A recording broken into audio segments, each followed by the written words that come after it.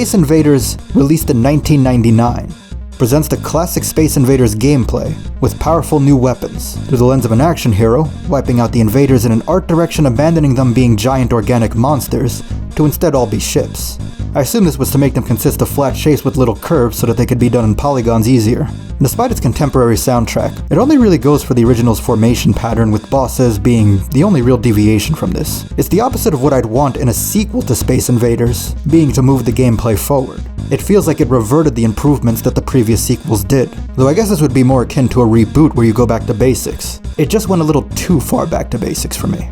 And its choice of going for ships instead of organic monsters is just far less interesting from a settings perspective for me. But I don't think it's a bad game. I could see myself getting more and more into them as I play them more and more. The Game Boy Color version would be barely recognizable as the same game, but not do anything to stand out on its own against any other Space Invaders either.